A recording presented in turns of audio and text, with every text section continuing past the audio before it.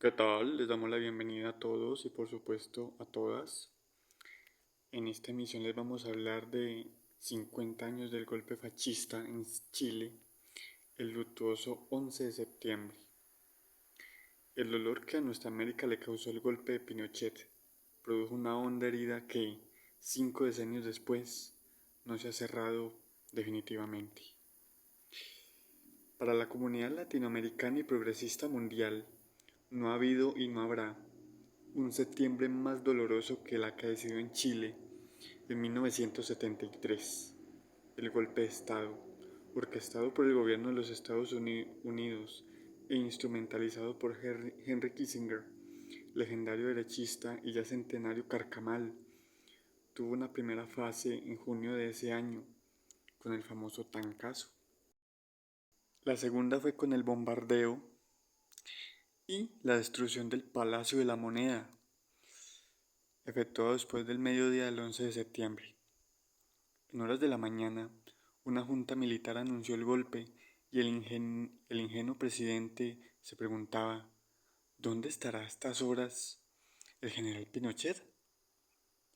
Su hombre de confianza y compañero de logia masónica, este tránsfuga, presidió la junta y se hizo con el poder. Como comandante, Pinochet, durante el gobierno de Allende, 6 meses antes del golpe, desarmó al pueblo chileno. Dicho golpe de Estado, cruento sobremanera, dejó muchos detenidos, torturados, secuestrados y fusilados en las calles y en los cuarteles. Para que no quedara dudas sobre la dureza del nuevo régimen, Pinochet declaró que la operación militar había sido relativamente suave, porque él pensaba guerrear por lo menos 3 días. A los pocos días del golpe ya se contaban por miles los muertos y detenidos en cárceles y hasta en los estadios. Como la política es la forma cristalizada de la economía, la dictadura siguió la orientación de la plutocracia chilena y desde el principio los políticos tradicionales fueron excluidos de cualquier participación en el gobierno. La dictadura privatizó las minas de cobre de Chuquicamata y el Teniente, todos los servicios públicos y buena parte de la empresa estatal. La ITT, la empresa gringa de telecomunicaciones, cumplió con su sueño de hacerse con la telefonía de Chile. La reducción al máximo del tamaño del Estado fue la norma que operó desde el comienzo. Desde el mismo momento del golpe, el ejército registró casa a casa todos los barrios de Santiago y demás ciudades, y lo propio hizo la policía de los carabineros por todos los campos del país. Los partidos fueron clausurados, lo mismo que el Congreso, y Pinochet cumplió con su promesa de aislarlos para siempre. La persecución contra la gente de izquierda fue infame al punto que los militares los encontraban escondidos en los desvanes de sus casas y hasta debajo de sus camas. Los que podían huían por las fronteras hacia Argentina o Perú para poder llegar hasta países que los recibían como refugiados. Pero el asesinato de personajes progresistas y de izquierda lo venían realizando la ultraderecha desde 1970, cuando Allende comenzó a gobernar el país, inclusive antes de que asumiera la presidencia.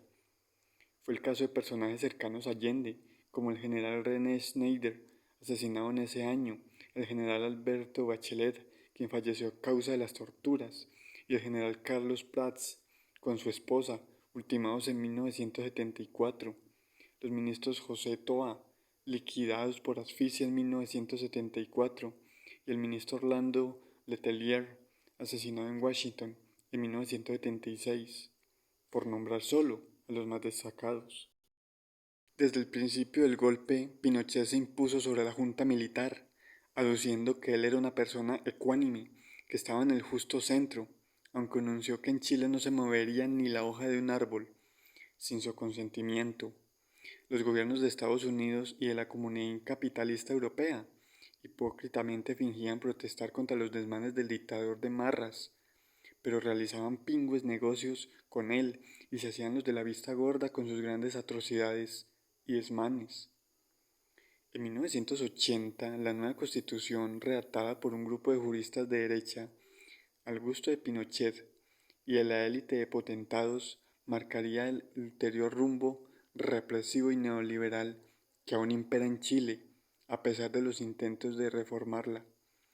Las dictaduras de Argentina, Uruguay, Brasil, Paraguay, Perú y Ecuador, y los gobiernos de Colombia durante los 17 años de la dictadura pinochetista, hondamente comerciaban con Chile, país que no dejó desde entonces de inundarnos de manzanas, uvas, duraznos y vinos, de comerciar con el cobre y el salitre.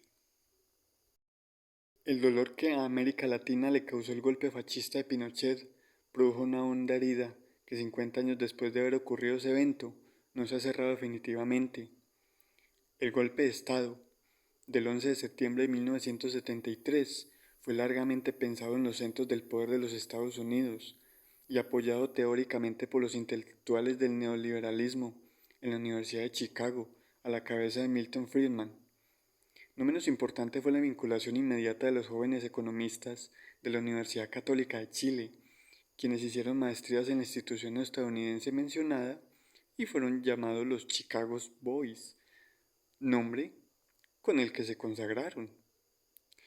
Los principios del neoliberalismo se introdujeron desde el primer momento con el objeto de desmontar todos los cambios reformistas del gobierno de Allende, relacionados con la economía chilena, principalmente de la industria, la minería y el agro. Importante fue la solidaridad internacional con los chilenos, quienes habían ganado la buena voluntad de todo el mundo, comenzando por la simpatía que despertaba la figura de Salvador Allende, cuyo asesinato violento conmovió a toda la humanidad progresista. El periódico Pravda de Moscú publicó al siguiente día del golpe un editorial con una larga poesía del insigne bardo ruso Evgeny Evchenko, en cuyos versos decía: «Mi querido Santiago está herido». En verdad, corría la sangre por las calles de Santiago a partir de esa misma tarde, pero por la noche, en el barrio alto, bailaban los golpistas del gozo de haber cumplido con su cometido, derribar al gobierno socialista que había empezado a hacer reformas sociales en favor de los más necesitados. Después del golpe fatídico fue muy importante para el acompañamiento interno y externo del pueblo chileno. La presencia artística de reconocidos grupos musicales como Quilapayún e Inti Limali, que habían estado al lado de la unidad popular con cánticos de rebeldía, como El pueblo unido jamás será vencido, e himnos como Venceremos, del compositor Sergio Ortega, que le dieron la vuelta al mundo en las voces de esas agrupaciones, las mismas que se presentaron en escenarios de Italia, Francia, España y la Unión Soviética, entre otros.